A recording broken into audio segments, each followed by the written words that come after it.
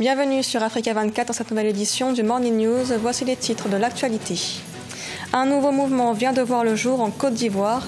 Il s'agit du PDCI Renaissance, un mouvement lancé par des membres du PDCI qui prône un retour du parti au sein de la coalition du RHDP. Au Tchad, les paysans contribuent au développement local par le biais d'initiatives génératrices de revenus, notamment la production et la vente d'huile végétale biologique. Et puis, ouvert à l'occasion de Noël, le magasin éphémère La Liste de Jeannette vend exclusivement des produits destinés aux femmes de couleur, l'occasion pour les marques indépendantes de se développer. Au Sénégal, l'ancien ministre Mankeur Ndiaye, nommé représentant du secrétaire général de l'ONU en Centrafrique. Il remplace ainsi le Gabonais Parfait Onanga Onyanga. Le nouvel émissaire de l'ONU a été ministre des Affaires étrangères d'octobre 2012 à septembre 2017. Notons que le Conseil de sécurité a renouvelé le 13 décembre 2018 la mission de paix de l'ONU en Centrafrique jusqu'à fin 2019. En Côte d'Ivoire, création ce 23 décembre d'un nouveau mouvement politique au sein du PDCI, lancé par 5 membres du Parti démocratique de Côte d'Ivoire. Ce mouvement, nommé PDCI Renaissance, refuse la rupture avec le RHDP. Reportage de notre correspondant Olivier Conan. Je suis PDCI, je dis non à la rupture. C'est le leitmotiv de 5 ministres du gouvernement issus du PDCI, Parti démocratique de Côte d'Ivoire.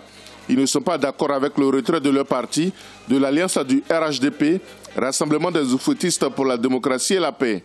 Ils veulent amener le président du PDCI, Henri Konan Bédié, à revenir sur la décision de rompre avec ses alliés au pouvoir depuis 2010. Ils disent non à la rupture et préconisent la reprise à court terme d'un dialogue structuré, inclusif et franc entre les enfants du président Félix Houphouët-Boigny au sein du RHDP. Notre volonté profonde, c'est que tous les acteurs politiques prennent conscience de ce qu'une crise dans ce pays ne profitera à personne. Pour les observateurs, ce nouveau mouvement a peu de chances de réussir à l'instar du précédent. Le ministre Kobena Kwasi Adjoumani a en effet créé le mouvement sur les traces d'Houphouët-Boigny qui n'a pas réussi à faire adhérer le PDCI au projet de RHDP Parti unifié. Pas grand chance, parce qu'ils avaient déjà fait justement une déclaration et c'est à la suite de cela que le président Bédié avait dit que leur demande de gouvernance renforcée au PDCI était irrécevable et il avait confirmé que il n'y a pas de possibilité de marche arrière. En rappel, le RHDP groupement politique a été créé en 2005. Il a fixé la date du 26 janvier 2019 pour le congrès constitutif du RHDP Parti unifié. De son côté, le PDCI cherche à créer une nouvelle alliance avec des partis d'opposition comme le Front populaire ivoirien. En République démocratique du Congo, le Conseil national de suivi de l'accord demande une prolongation de la campagne électorale, une campagne qui a pris fin ce 21 décembre. Malgré le report du scrutin au 30 décembre, aucune prolongation n'a été prévue par la CENI. La loi électorale stipule pourtant que la campagne doit prendre fin 48 heures avant les élections. Reportage de notre correspondant Jacques Amboka. Le report des scrutins en République démocratique du Congo alimente les salons politiques. La centrale électorale qui a annoncé ces reports n'envisage pas une prolongation de la campagne qui, conformément au calendrier, a pris fin le vendredi 21 décembre. Pour le Conseil national de suivi de l'accord, en reportant les scrutins, la CENI devrait aussi prolonger la campagne. Nous demandons toujours à la CENI, à la commission électorale, il serait souhaitable de laisser les candidats pour ceux qui veulent et continuer avec leur campagne jusqu'au vendredi, comme la loi les stipule, notamment dans l'article 28 de la loi électorale.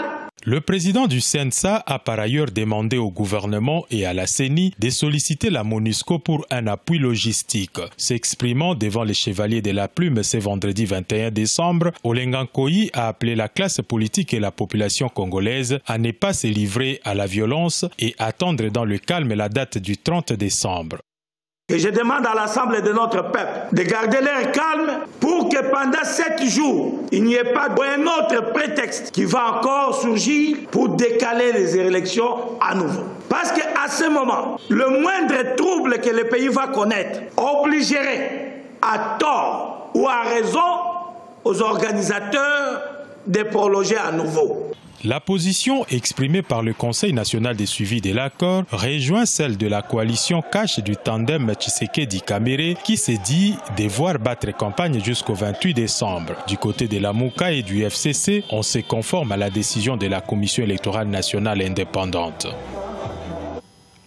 En Guinée-Bissau, la Banque mondiale décaisse 52,6 millions d'euros dans le cadre d'un projet d'électricité, un financement dans le cadre des 225 millions de dollars consacrés au projet dans la CEDEAO. Objectif, fournir de l'électricité à 2,5 millions de personnes dans 5 pays de la zone, à savoir la Gambie, la Guinée-Bissau, le Mali, le Niger et le Togo. Le plan prévoit notamment la construction d'infrastructures de distribution d'électricité. Au Tchad, des groupements villageois contribuent au développement local par le biais d'initiatives génératrices de revenus. Dans la province de Guéra, dans le centre du pays, les paysans vendent des huiles végétales biologiques dans le cadre d'un programme d'amélioration de la résilience agricole. Mohamed Ramadan et Nathalie Mor. Au Tchad, dans la province du Guéra, une localité située au centre du pays, les paysans améliorent leurs revenus grâce à la production des oléagineux. À l'aide des nouvelles techniques et des machines presse-huile octroyées par le gouvernement et ses partenaires à travers le projet d'amélioration de la résilience des systèmes agricoles, les groupements villageois arrivent à transformer et commercialiser des huiles végétales 100% bio. La machine presse-huile qui nous a été octroyée par le projet nous facilite non seulement la préparation des oléagineux et l'extraction rapide des huiles, mais nous a permis aussi de nous organiser en caisse d'épargne grâce aux cotisations prélevées sur les revenus des membres du groupement. Pour asseoir un développement local autour de ces produits oléagineux tels que l'arachide et le sésame, le projet d'amélioration de la résilience agricole a formé et équipé les groupements villageois de la région pour une bonne transformation et gestion de ces ressources agricoles. Après une année d'activité, les femmes arrivent à nous dire clairement qu'aujourd'hui, ça leur a permis d'améliorer leurs revenus. Même si aujourd'hui, nous n'avons pas encore des statistiques à l'appui parce qu'il y a une étude de satisfaction de ces activités génératrices de revenus qui est en cours.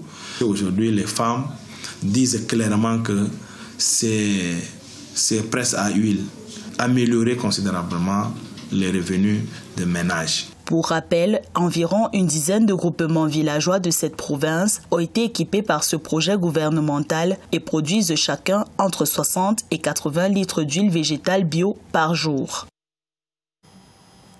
La liste de Jeannette, un magasin situé à Londres en Angleterre, a ouvert ses portes pour Noël. Une boutique éphémère qui vend exclusivement des marques dédiées aux femmes de couleur. Ce concept, fondé en 2017 par l'entrepreneur kenyane Jeannette Ogana, encourage le développement des marques ethniques et indépendantes. On l'écoute. Je suis Janet Ogana, je suis la fondatrice de Janet List, une plateforme qui connecte les consommateurs avec les entreprises dirigées par les femmes de couleur. Je savais que l'un des défis pour les petites entreprises indépendantes était de pénétrer dans l'espace de la vente au détail. J'ai donc pensé que ce serait vraiment fantastique d'avoir un espace grand public au centre de Londres où les gens pourraient venir découvrir beaucoup d'autres marques faites par des femmes de couleur. Nous avons ici des cartes Color Shot, des sacs, des tasses, des objets très intéressants avec de fortes images de femmes. Toutes ces images sont si familières pour beaucoup d'entre nous, des images qui nous donnent l'impression d'être à la maison. Ce journal a été réalisé par l'ensemble de la rédaction. Merci de l'avoir suivi. L'actualité continue sur Africa 24.